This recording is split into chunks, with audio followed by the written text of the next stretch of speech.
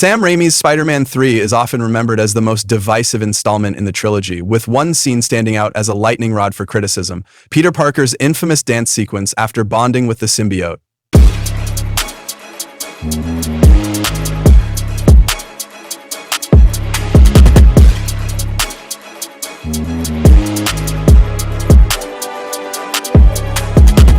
To many, it seemed bizarre, out of place, and almost comical. However, when viewed in the context of the film's themes and the symbiote's role in Peter's character development, the scene not only makes perfect sense, but serves as a vital narrative moment, especially when contrasted with how the symbiote affects Eddie Brock. The symbiote in Spider-Man 3 is not just a typical antagonist, it is a force that amplifies the emotions and impulses of its host. Unlike Venom's later incarnations in other films, where the symbiote develops its own personality, here it acts as a mirror, reflecting and exaggerating what already exists in its host. Peter Parker, at his core, is a good person, selfless, compassionate, and responsible. The symbiote doesn't inject evil into him. It draws out traits he normally suppresses, such as his desire for recognition, his frustration, and his need to be seen as cool. This is why the dance scene works. It is not just a random outburst of eccentricity. It is Peter embracing his newfound self-assurance, albeit in a hilariously over-the-top manner. Peter Parker has always been shy and awkward, and the symbiote amplifies his confidence. The humor of the scene comes from the fact that Peter's idea of cool is painfully awkward. He struts, he dances, and he flirts shamelessly, but his exaggerated swagger reveals he's still Peter Parker at heart, just a Peter without inhibitions. The scene also serves as a key contrast to Eddie Brock, where Peter's flirtation with darkness manifests in self-indulgent confidence. Eddie's descent is far more destructive.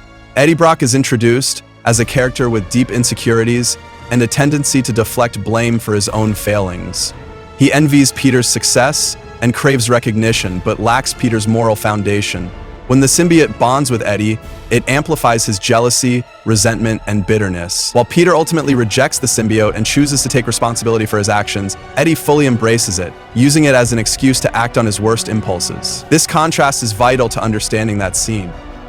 Peter, even at his lowest point, does not become irredeemably evil.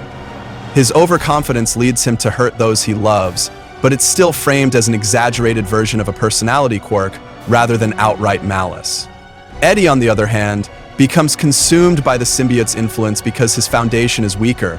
While Peter's moral compass eventually leads him to reject the symbiote, Eddie's lack of self-awareness and accountability make him the perfect host for Venom's unchecked hatred. The dance scene then serves as a visual and thematic dividing line. It illustrates the limits of Peter's descent into darkness, which, while embarrassing and cringeworthy, is ultimately harmless. For Eddie, there is no such limit. The symbiote takes his insecurities and amplifies them into violent revenge.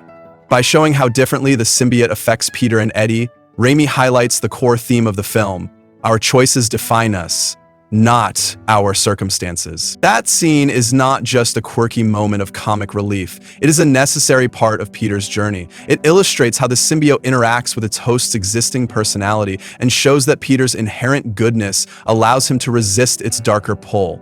The same cannot be said for Eddie Brock, whose arc serves as a cautionary tale about unchecked envy and bitterness. Ultimately, the dance scene serves as a reminder of Peter's humanity. It's a moment of indulgence and humor that contrasts sharply with Eddie's eventual transformation into Venom. Both characters are influenced by the same external force, but their responses reveal the strength, or lack thereof, of their character. Peter's goofy strut down the street may seem silly on the surface, but it's a testament to his moral fortitude and the inherent goodness that defines Spider-Man.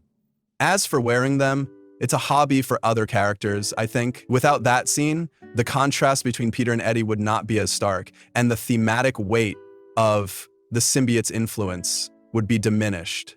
That scene deserves not ridicule, but recognition for the pivotal role it plays in the story.